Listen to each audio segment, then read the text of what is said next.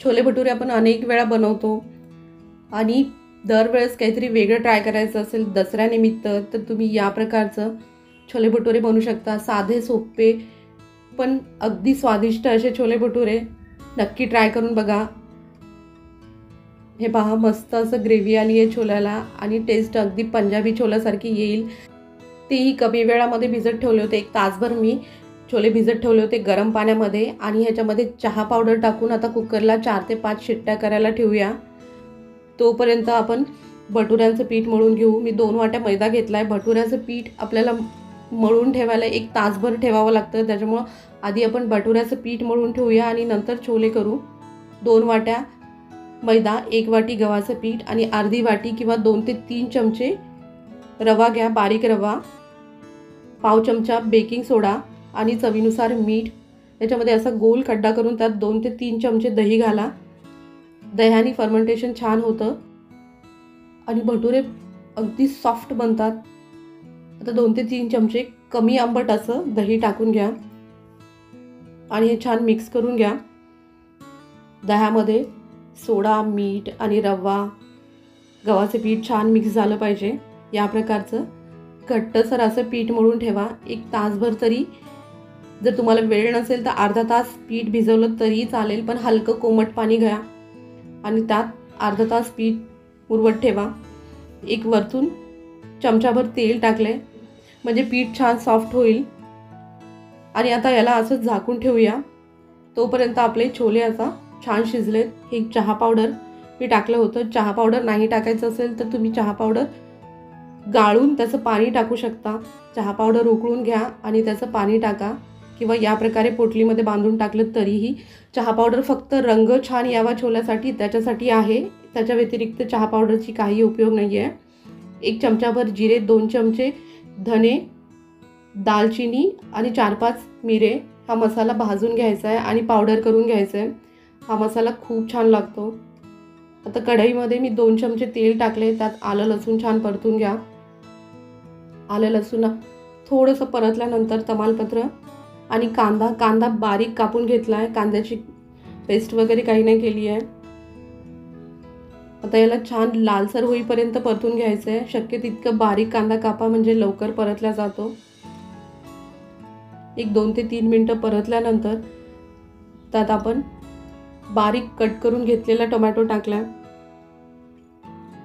आता ह्याला दोघांनाही छान तेलामध्ये परतून घ्या म्हणजे तेल सुटेपर्यंत परतून घ्यायचं आहे। आता याला 2 मिनिटं झाकून ठेवूया।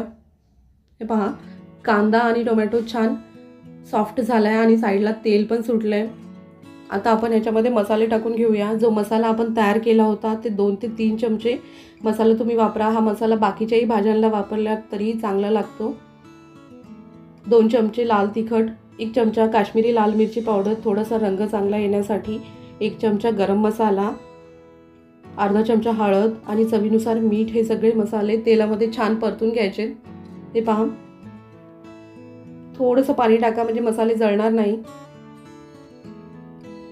आणि मसाले छान शिजतील तेलामध्ये। आता हे पूर्ण मसाले छान शिजल्यानंतर 1-2 मिनिटं झाकल्यानंतर आपण हे पहा मस्त असं तेल सुटलंय। आता आपण छोले टाकून घेऊया।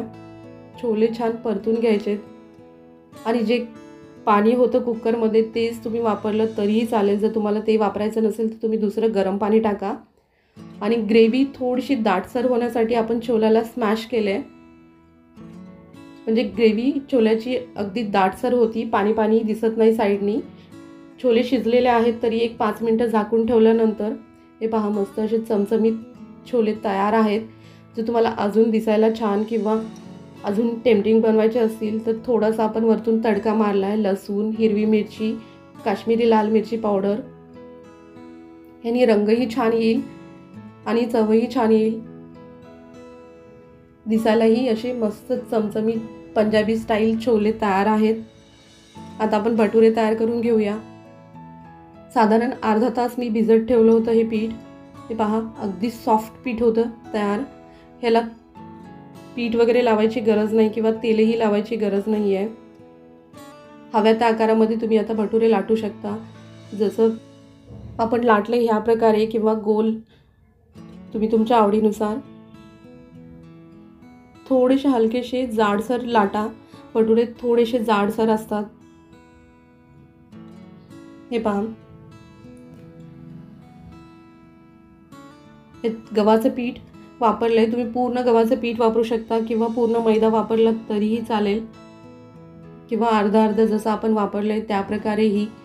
तेल खूप जास्त गरम झालंय म्हणून हलका भटुऱ्याचा रंग लालसर आलाय. तुम्ही मीडियम गॅसवरती परतून घ्या, म्हणजे छान पांढरे शुभ्र भटुरे तयार होतील.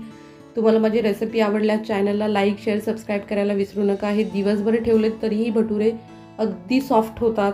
नक्की ट्राय करून बघा. थँक्यू.